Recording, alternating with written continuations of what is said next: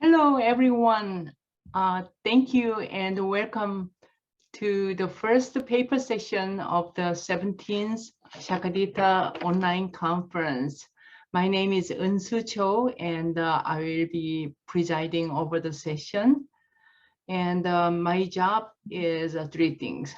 First, I have to introduce the three speakers we have today. And second, I have to keep the timing. So keeping the time is important. And each of them will be given 15 to 20 minutes for their presentations. And the third thing is that I will collect your questions and convey those questions to the speakers. That is a little bit tricky, and please do not post your questions in the chatting. You have to, when you look at that, your Zoom screen, there is a Q&A button. Please post your questions there so that I can see it and also speakers can see it. The chattings are moving so fast and we cannot possibly collect all of the questions, valuable questions from you. So here we are, and let me, I'm really excited to be presiding this session. This is a first session right after the opening ceremony, and I'm really will try my best to set the tone, as Jackson said. Our first speaker is Harsha Gautam, and I'm so excited to introduce her. She is Harsha Gautam is doing her PhD in religious studies at the University of Texas, Austin, and she completed her master's and the Master of Philology in ancient Indian history at the Jawaharlal Nehru University in New Delhi, India. And so she has also published a paper in the 80s Indian History Congress. And today she's going to present a paper titled Breaking Barriers Then and Now, Tracing the Transnational Alliances of Bhikkhunis. Please join me welcoming Ms. Harsha Gautam. I'm sorry for pronouncing your name many times. You did it well. This is Harsha. Thank you so much. Thank you so much for the introduction. I'm very honored, very happy to be here. And I am so grateful to be getting this opportunity to share my presentation, my paper. So I think I'll begin. Can I begin? Sure. Okay, thank you. Good evening, good afternoon, good morning, everyone. This is Harsha, and the title of my paper is Breaking Barriers Then and Now, Tracing Transnational Alliances of the Bhikkhunis. So today I'm here to talk about agency, and that of Buddhist women in particular. And for that, my main theoretical approach rests on the study of a scholar called Saba Mahmood and her critique of the popular feminist scholarship and the ideas of liberation and emancipation that are juxtaposed on certain societies, certain non-Western societies, without socio-historical contextualization, and to look beyond the binary of resistance and subordination when we talk about agency. So usually when we talk about women in history, we either see them as resisting or as getting subordinated. But I'm here to talk about the agency of women and Buddhist women in particular to self-network and register their presence. And I'm hoping to make a case for this through the study of Buddhist Bhikkhunis, the nuns, arguing for the existence of their agency and even international alliances, taking two instances, one from 5th century China and the other from the last 20 years after the revival of higher ordination, the Upsampada for the Bhikkhunis in the Theravada school. My paper is divided into two main parts. One focused on the historical study of the Chinese Bhikkhunis in 5th century China, and second based on the ethnographic study of the Indian and Thai Bhikkhunis.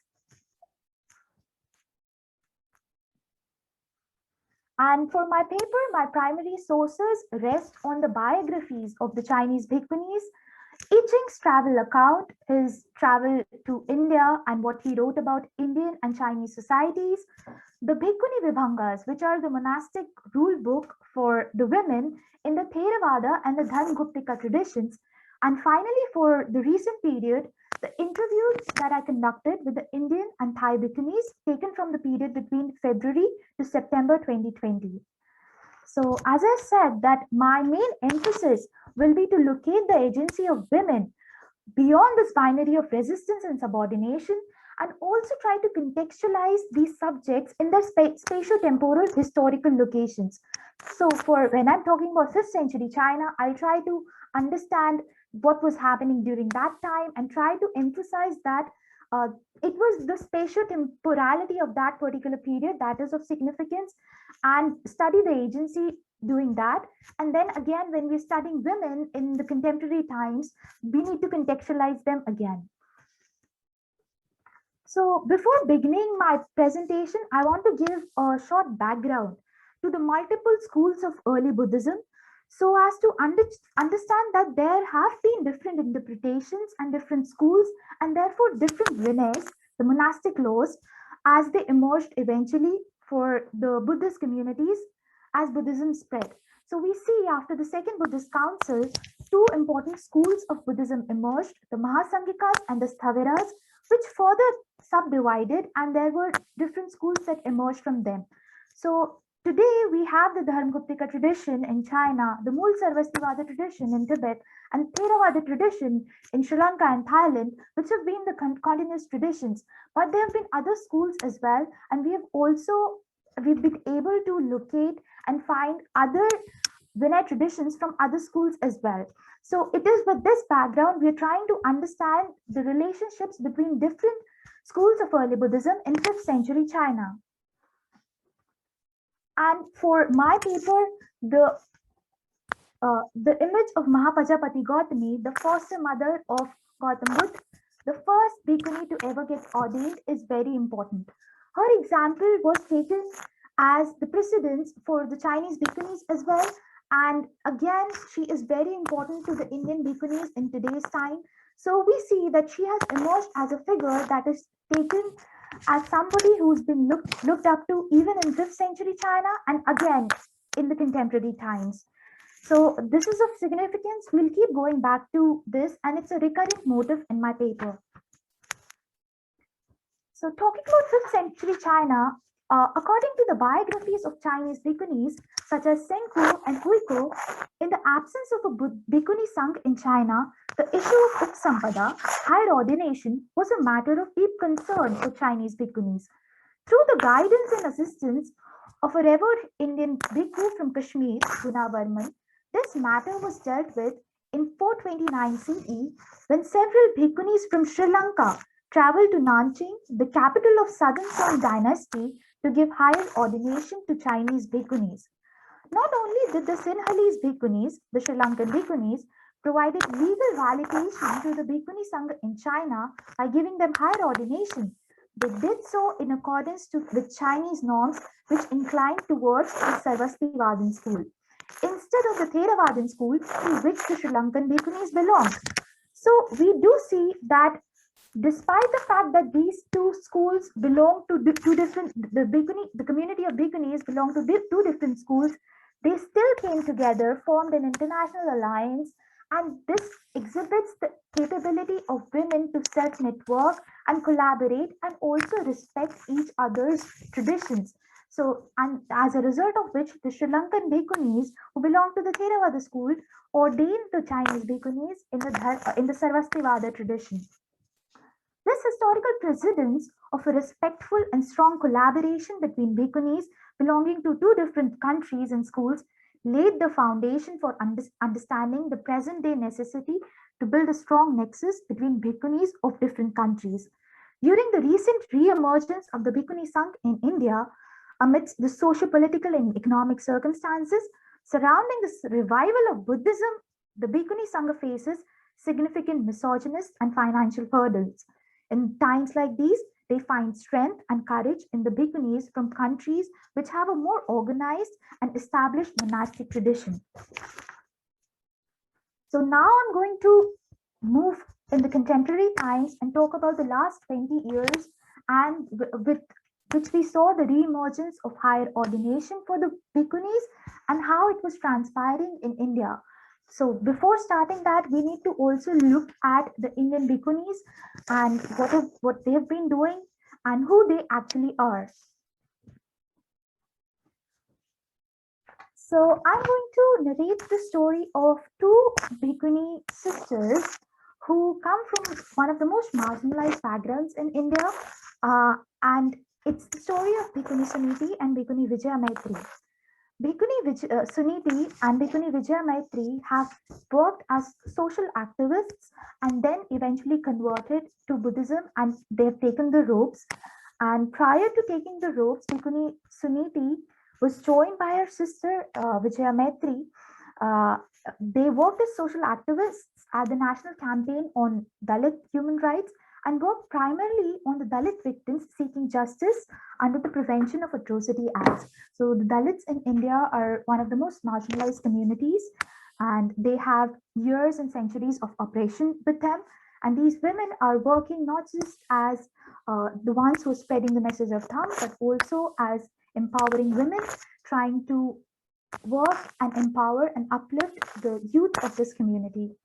So beginning her journey in 2006, Bhikkhuni Suniti traveled through 20 villages in 4 districts of the Konkan region in 1 month and covered all 32 districts of Tamil Nadu in the same year.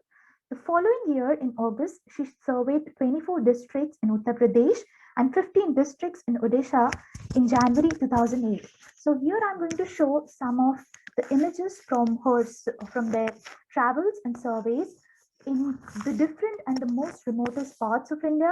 So here we see Bhikkhuni Vijaya Maitri with the locals of Dantewara in Chhattisgarh. Here you can see them with the women in a village in Noida, which is close to the capital of India, Delhi. Here you can see them in another village in the state of Jharkhand. So as we see, from their travel and the surveys that they conducted, they actually worked and developed that there are 2 means for the solution and for the resolution and for the empowerment of this community. Firstly, they thought it's important to simplify the fundamental teachings of the Buddha, such as the 3 Sun and Panchsheel, to better communicate with the people.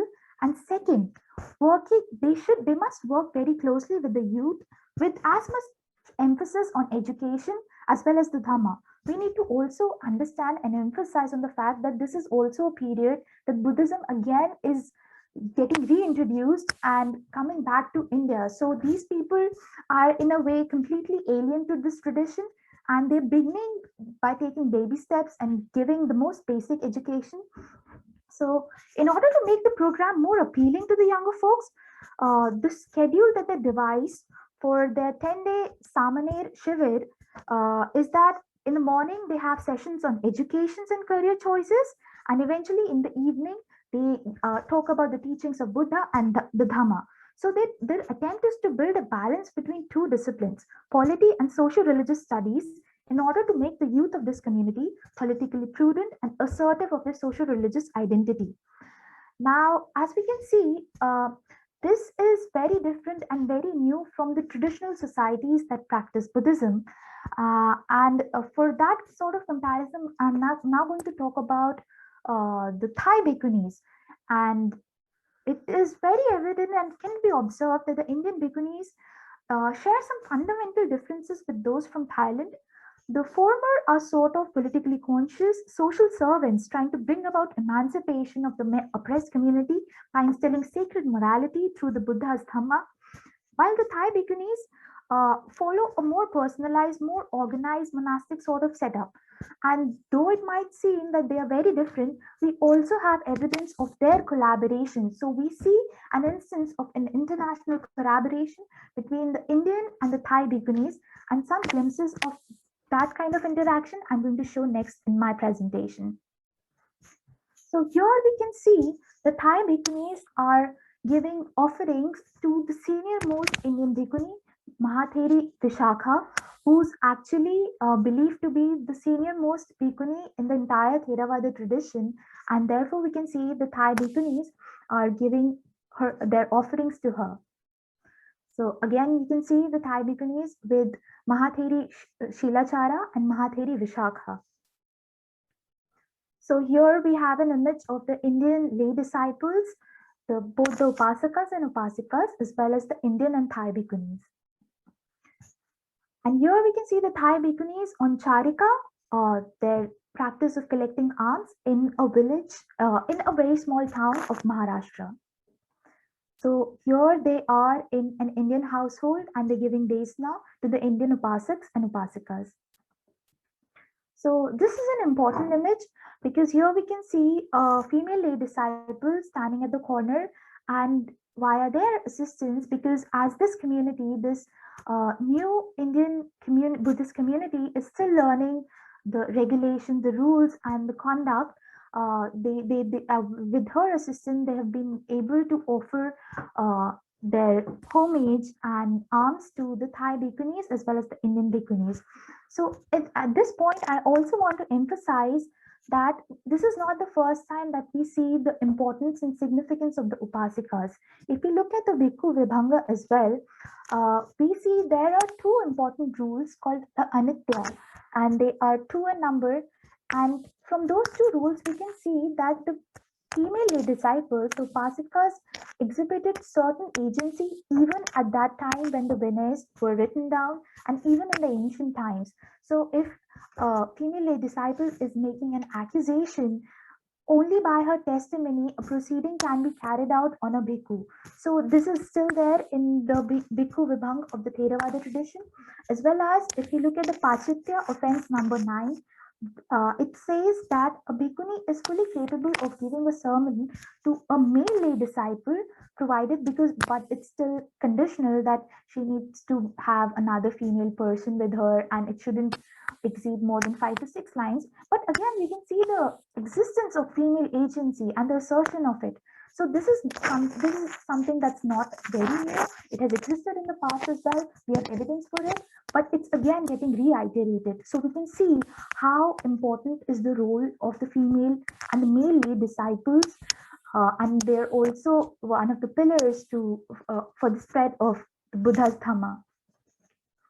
And again, to emphasize more on the international collaboration, we can see that through the encouragement and support of the International Bhikkhuni Sangha, a training program was organized for the Indian Samaneris in November 2013.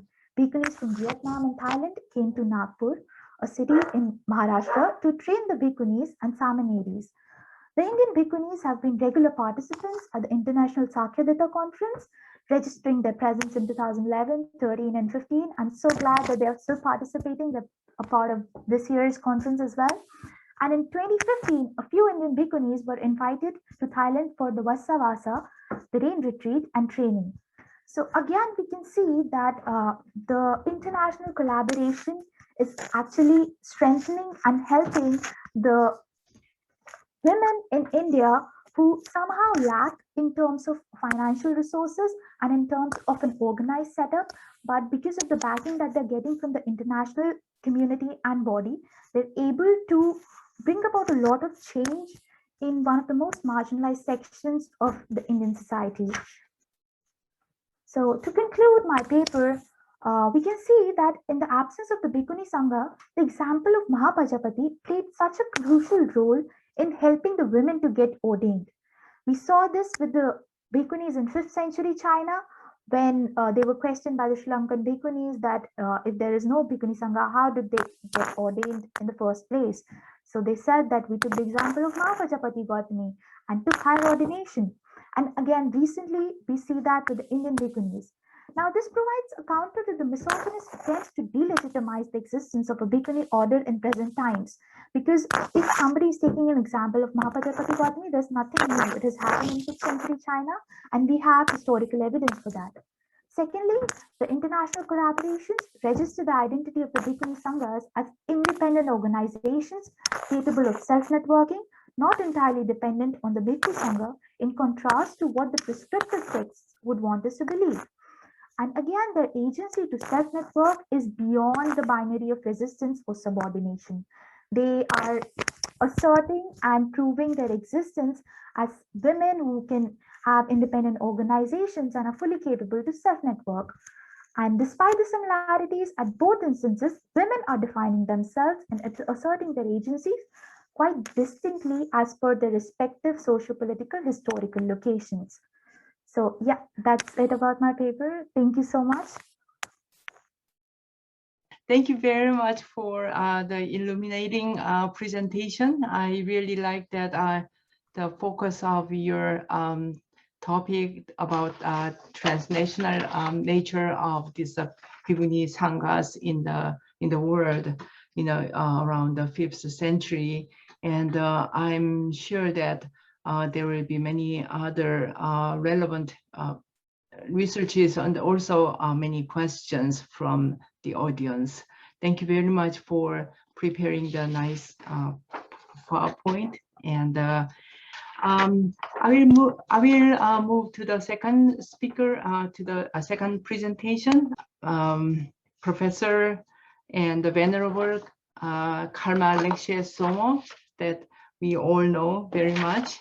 And she, Lekshe is a professor of theology and religious studies at the University of San Diego, where she teaches courses such as Buddhist thought and culture, women in Buddhism, images of enlightenment and dying and death, and social justice. Her research interests include Buddhist feminist philosophy, Buddhism and bioethics, comparative religious ethics, Buddhist transnationalism, and Buddhist social theory. And she's the former president of our Shakadita International, and also she founded Jamyang Foundation, a non-profit organization to support education for women in developing countries, including India. And she has many publications, which include Women in Buddhist Traditions, Into the Jaws of Yama. This is about bioethics and death and dying. And the Sisters in Solitude, and numerous edited volumes on women in Buddhism. Today, she's going to talk about Buddhist women in Hawaii and the reflections at a crossroads. Please join me welcoming Venerable Lekshe Tsomo.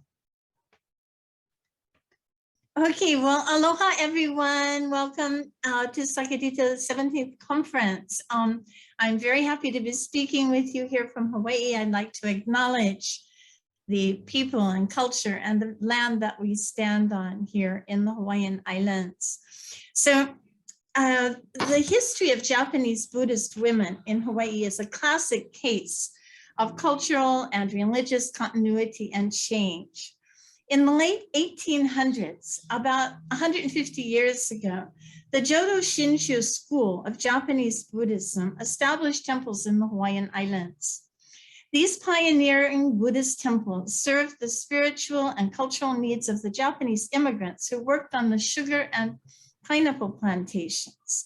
This early generation of Japanese Buddhists helped thousands of immigrants to maintain social cohesion and celebrate their own cultural traditions, while also helping them integrate into the cultural and social fabric of Hawaii. Buddhist women were a powerful force in the social and cultural transition. Here, I'll focus on Fujinkai, the Buddhist Women's Association of Honpa Honganji branch of Jodo Shinshu, which dates back to 1832 in Japan, for three reasons. Okay, first, Honganji is the largest branch of Jodo Shinshu in Hawaii, and in Japan and in North America. So we should learn about them. Second, it was the earliest denomination of Japanese Buddhism to establish Fujinkai, that's Buddhist women's organizations in Hawaii, in 1889, with many branches on different islands, many of which are still active today. Third, I feel a strong, close connection with Honganji, dating back to my surfing days in Hawaii and up to the present day. Now, Hawaii is a unique geographical, social, and cultural crossroads of peoples from diverse ethnic, linguistic, and religious backgrounds. Because of the history of Hawaii as a colonized territory, awareness of social and political justice issues is relatively high. It took the United States government 100 years to formally apologize for its overthrow of the Hawaiian monarchy in 1893. It is against this background that Japanese Buddhist women struggled to establish and maintain their Japanese cultural heritage while adapting to life in Hawaii as they exchanged their kimonos for mumu and later for Western dress. I'll show you some slides here so that you can get a picture of what we are describing. Sharing the screen. Okay. And going to the beginning. From the beginning. Okay, can you see the slides? Reflections at a crossroads. Now here are the Hawaiian Islands, and the dots represent all of the branches of Fujinkai, the Buddhist women's associations of Hompa Honganji throughout the Hawaiian Islands. You can see that there are many of them. This is the original most famous Buddhist woman in Kyoto Shinto tradition, who was a nun and became the wife of Shinran way back 13th century. And this is the woman who was the wife of the bishop in Japan when Fujinkai was established in Hawaii. Now you'll see in the early days, they were wearing kimono for their Buddhist association meetings, and they were very traditional in those days, very proud of their Buddhist cultural traditions. They grew, and I'm going to tell you more about them, but I wanted you to see pictures of them. And often the head of the Fujinkai in Hawaii would be the wife of the bishop. So you can see them here all gathered for the inauguration of the Hompa Honganji Betsuin, or headquarters in Honolulu, way back in the 1800s, 1893. So you can see that over the years, they changed into Western dress. They began to use first names, English first names, rather than Japanese first names. They began to speak English in the temples and in the various branches around. But I'm going to tell you more about that in a moment. Okay, so just to give you an idea of the various Fujinkai throughout the islands, holding conventions, international conventions, fashion shows, banquets, walking in the Black Lives Matter parade, in the Pride parades. So you'll see that integrating with local Hawaiian traditions, with hula and so forth. So that gives you an idea. The first wave of Japanese immigrants to the Hawaiian Islands endured backbreaking working conditions, abuse by overseers, social disorientation, and racial discrimination. Living conditions on the plantations were grueling. Abuse by overseers and so forth were very dehumanizing. The laborers worked very hard for a wage of $4 a month. Many mothers had no choice but to take their infants to the cane fields and lay the baby on a straw mat in the blazing sun with pesky insects, and their work while keeping one eye on the baby. After working 10 hours in the field, they returned home to cook, make a fire for the bath, wash dishes, tend to the baby, and prepare the next day's lunch before catching a little sleep, then rising to repeat the routine the following day. Anti-Japanese discrimination was rife, and families struggled to survive economically. To cope with these hardships, workers and their families banded together to form small Buddhist communities that reinforced their cultural identity and bolstered their confidence. At the time, Buddhism was a minority religion in Hawaii and poorly understood. Plantation workers hid their Buddhist home altars and images of the Buddha behind screens on the plantations for fear of being castigated as idol worshippers. Among the diverse Buddhist communities that sprang up, Jodo Shinshu became the largest Buddhist denomination in Hawaii, as it was in Japan. As Japanese Buddhists integrated into Hawaiian life, their lives changed dramatically, and Buddhist cultural traditions took on renewed importance. In 1889, a Japanese priest named Soryu Kagahi established the first Buddhist temple in Hawaii.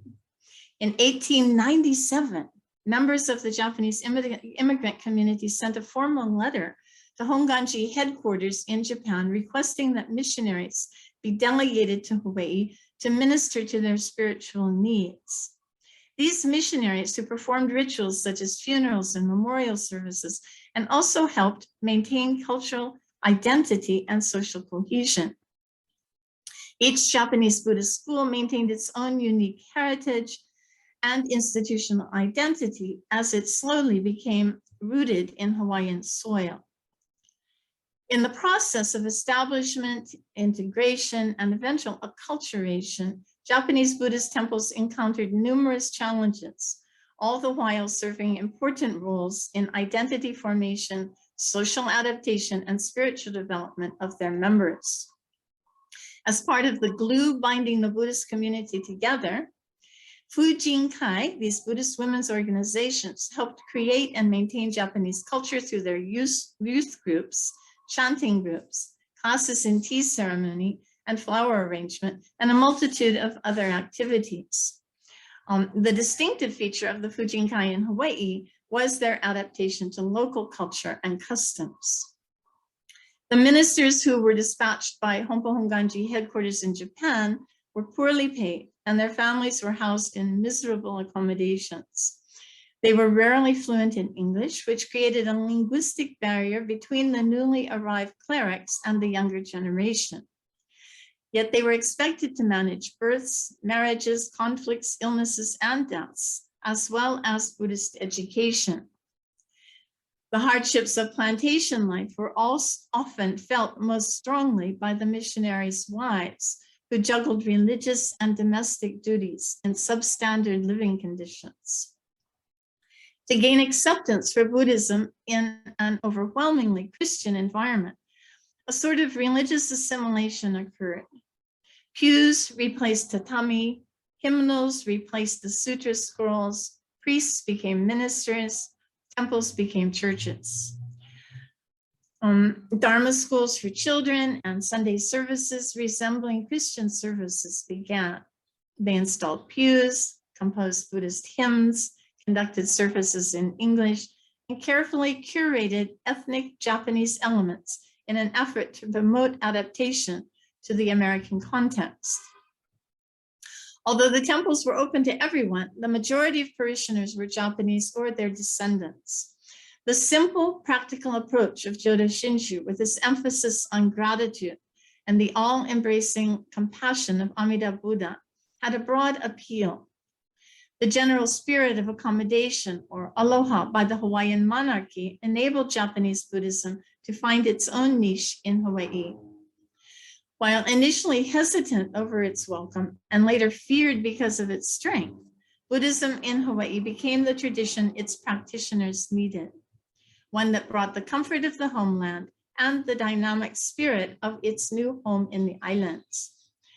Queen Liliuokalani's graciousness gave Buddhism quite a boost in Japanese to the Japanese Buddhist organizations, but they continued to experience discrimination well into the 20th century.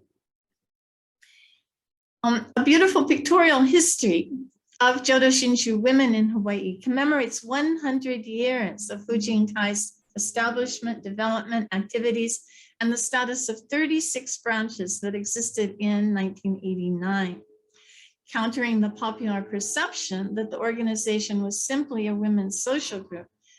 The authors emphasize that Fujin-Kai organizations are unique in that they are religiously oriented rather than primarily social organizations. They voice the hope that members listen to the Jodo Shinshu teachings at every opportunity and become exemplars for the youth, so that they will be able to understand that we are always surrounded by the wisdom and compassion of Amida Buddha. She affirmed that the first and foremost responsibility as Fujin-Kai members is to make every effort to listen to the teachings. There are close historical ties between Fujin-Kai in Japan and Hawaii. Although the activities and organizational structures differ considerably, members of Fujin-Kai in Hawaii continued to welcome Japanese presidents to their shores and help organize exchanges among members at international Fujin-Kai conferences. Visitors from Japan appreciate that some Buddhist traditions, such as the Obon celebrations, may even be more authentic than those in Japan. The Fujin-Kai members from Japan far outnumber those from any other branch at these international exchanges. In 1889, the first bishop of the Honganji mission in Hawaii gathered women together to establish a Buddhist women's organization. His wife, Kyoko Imamura, was elected to be the first president that same year in 1903. Under her leadership, the members of Fujin-Kai were active in social welfare projects, sports events, hospital visits, and other charitable activities. So the photo of the inaugural ceremony that you just saw shows the audience packed with Fujin-Kai members dressed in matching kimono. Hompo Honganji provided a venue for numerous Fujin-Kai activities, including memorial services, Sunday school classes, New Year's services, Buddhist talks, and social work activities. So over the years, Fujin-Kai members assisted substantially in fundraising efforts for renovation projects at the temple, and a Fujin-Kai hall was completed in 1964.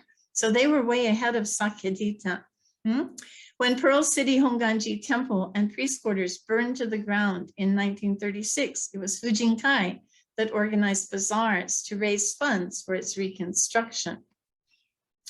Visual images of Fujin-Kai's transformation over time can be seen on the Hawaii Federation of Buddhist Women's Association's website. One thing that unites these women over time is their religious devotion. Unlike many other temple organizations, the BWA meetings always begin with a service and the Nembutsu, Namo Amida Butsu, right? Now, in the interest of time, I'm going to skip over the war years, but just to say that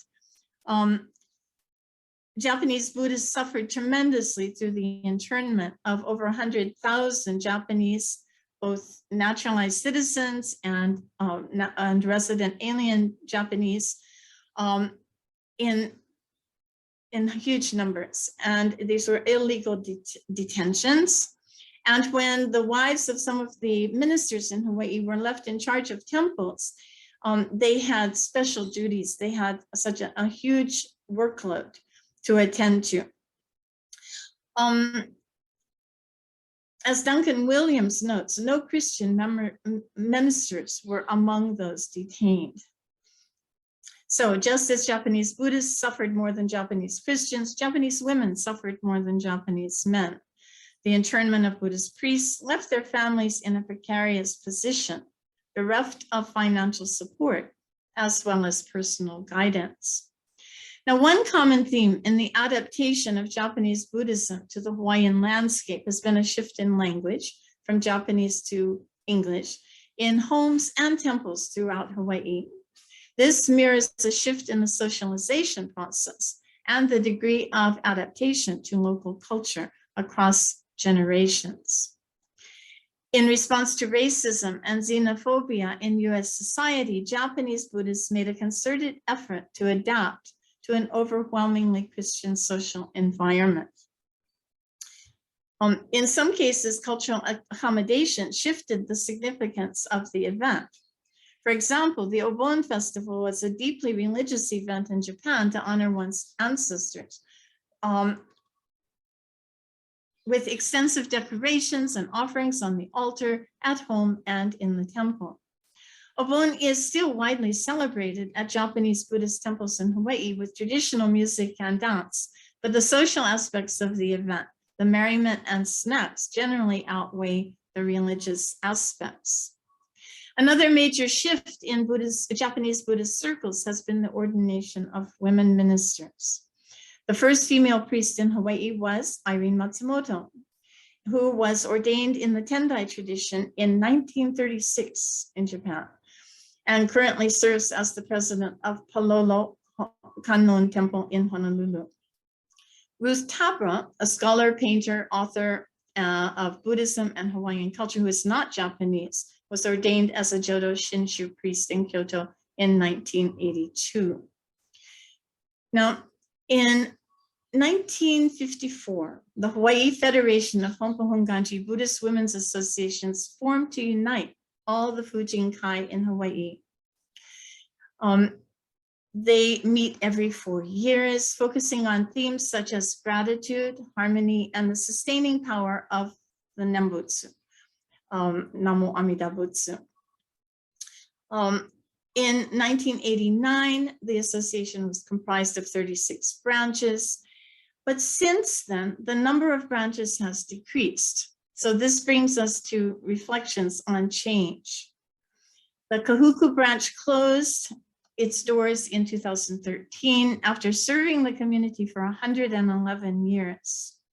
The Kailua branch is also withdrawn from BWA, although the temple, now renamed Windward Buddhist Temple, is thriving, primarily under the leadership of women. So there are many smaller temples also on the islands, but the precise number of women involved in BWA today is uncertain. Some feel that as women become recognized for their leadership and teaching skills in Honganji and Buddhist institutions more broadly, the need for BWAs distinct from the administrative center of power in the home institutions will become less relevant than it was at the raw beginnings of Buddhist communities in Hawaii. Women will no longer find their place only on the periphery as a vital support system for Buddhist temples and as the source of future generations of faithful Buddhists, but will take more visible leadership roles in temples and religious forums throughout the islands. By steadfastly asserting their Buddhist identity as well as their Japanese ethnic identity, despite the potential political and social costs, Buddhist women in Hawaii made a powerful statement of religious and political integrity and independence. So Buddhist women in Hawaii have witnessed many changes, whereas the earlier generations of women felt strong ties to their Japanese heritage and depended on temple activities for social networking and cultural enrichment. Women today have many more options to choose from. Dharma schools for children and programs for young adults have been established at most Honganji temples, but young women from Japanese Buddhist families often associate Fujinkai with their mother's or grandmother's generation. Jodo Shinshu women in Hawaii still acknowledge and are grateful for the Nembutsu and the Buddhist teachings, but unless they have close personal ties there, many in the younger generation have not been able to find a comfortable place within the existing Japanese temples. Gradually, many young Jodo Shinshu women drift away from the temple and only return when they have children of their own, or to gather for special events such as obon, mochi making, and social service projects. So to wrap up, exact Buddhist Women's Association or Fujinkai membership figures were not available at the time of my research, but a general decline in numbers is widely acknowledged. The younger women often identified Fujinkai with their mother's generation and also struggle with cultural and linguistic differences between ministers sent from Japan and female parishioners born and raised in Hawaii. Japanese immigrant Buddhists enthusiastically supported the temples. The times have changed. As one Fujinkai leader observed, quote unquote, the first generation would give their last $5 to the temple, whereas young people want to see what they're going to do, what you're going to do for them. They are educated and we have to respond. If we do not, we will lose them. She advocates for strengthening Fujinkai and using its influence to affect change. To appeal to the younger generation and a broader demographic, some Honganji temples are now incorporating meditation practice and the types of classes on Buddhism that have become popular and meaningful for many people today, regardless of their religious background. Whether these new approaches will appeal to the current generation sufficiently to spark renewed interest in the existing Buddhist women's associations remains to be seen. Jodo Shinshu's place in the religious fabric of Hawaii is assured, since there are values to be imparted, funerals to be performed, and the bereaved to be consoled. But Jodo Shinshu women's roles in that fabric are still being woven. Thank you for your patient listening. Namo Amida Butsu. Thank you very much, Venerable Karma Lekshe Tsomo, for sharing that, how to say, remarkable picture of those Japanese women who suffered a lot during the wartime and in a foreign land.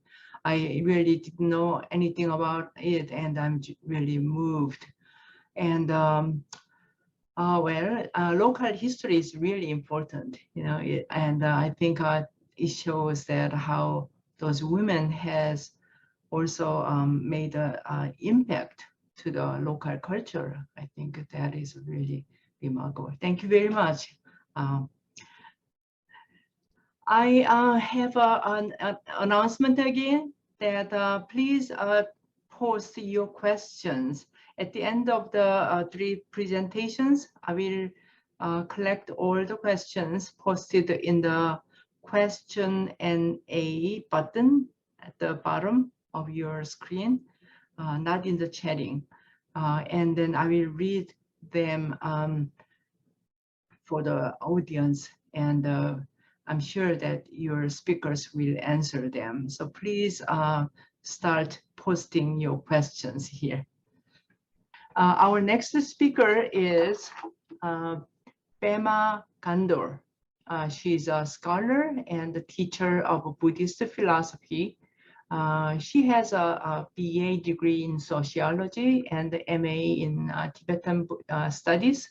And she's now completing her PhD in Buddhist studies at the University of Virginia. She's a Fulbright Hays Scholar and the Ford Foundation Fellow. And also she's the founder of NACPA International and its 3 projects. They are the Buddhist Studies Institute, Dakini Mountain Retreat Center, and the Yogic Medicine Institute. And Pema Khandro is an authorized Lama and the lineage holder of Nyingma and the Kagyupa tradition. She has a vibrant worldwide community since 1999. And through the Buddhist Studies Institute, she offers complete curriculum of training in Buddhist philosophy and practice online. So we now have finished hearing all 3 presentations. And there are few questions posted at the question and A session. And well, let me read one question for Pema and two for, why don't you just read from the first question for Lekshe. So the question is, Windward Buddhist temple, which was formerly Kailua Honganji, welcomes both Tibetan Buddhist and the Vipassana Sanghas to use their space for meditation and Dharma study. Do you think, to Lekshe, this practice, hybrid temple use, is the future of Japanese temples survival? What do you think? Well, I think that this will be up to the temples to decide, not for me to decide. In fact, Kailua Buddhist Temple is quite open-minded in this regard. There are certain temples in certain traditions that are very open to inviting speakers and teachers from other traditions. And then there are other temples, and I'm not speaking about just Honganji or just Japanese Buddhist temples here. I'm talking about all Buddhist traditions.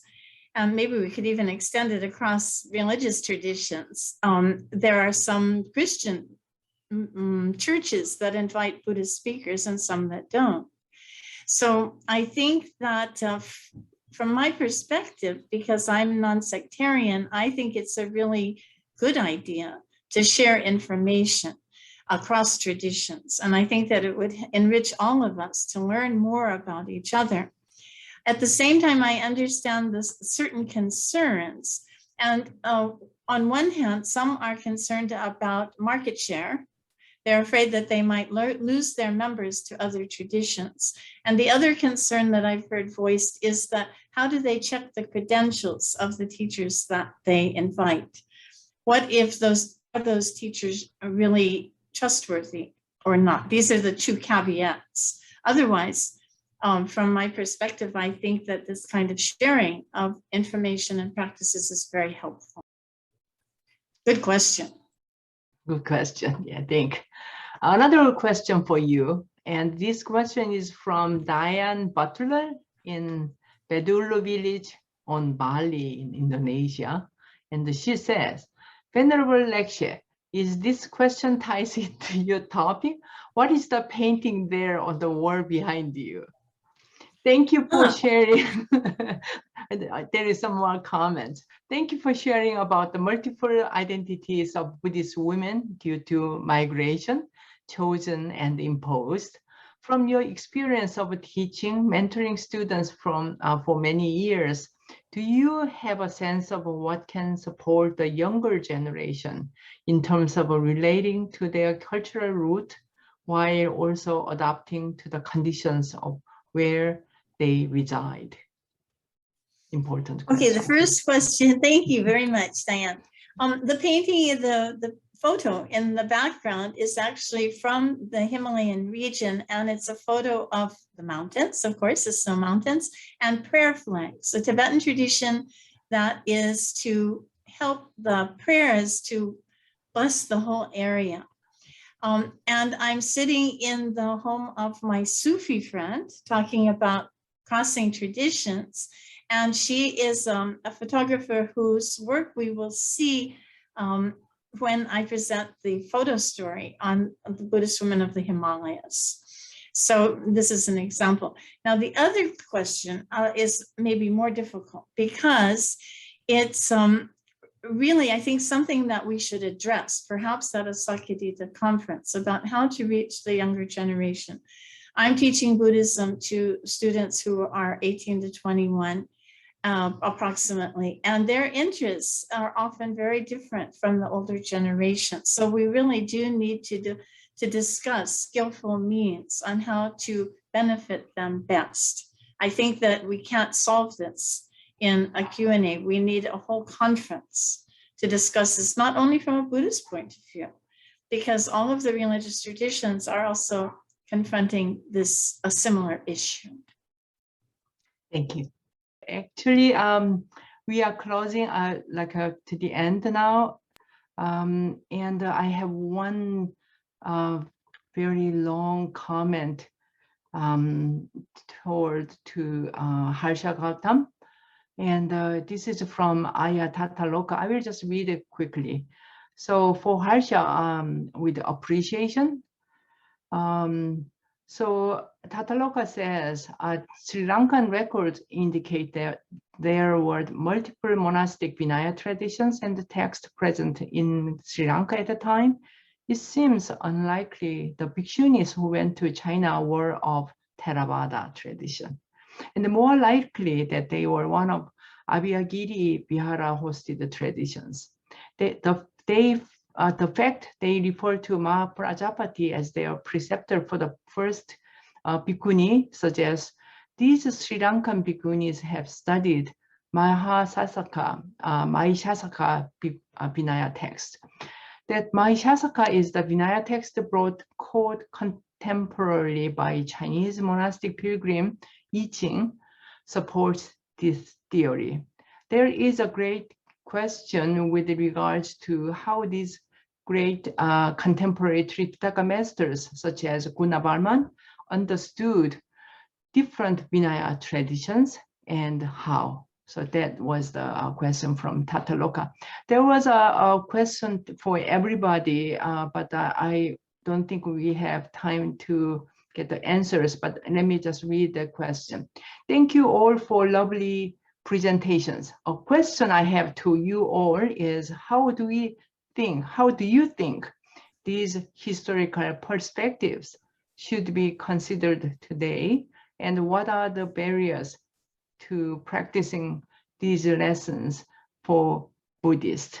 I think this question can be remaining as a questions for all of us. Let me conclude the first paper session, and thank you very much for being with us, all of you. Nice presentations and the audience as well. Thank you very much. Bye-bye.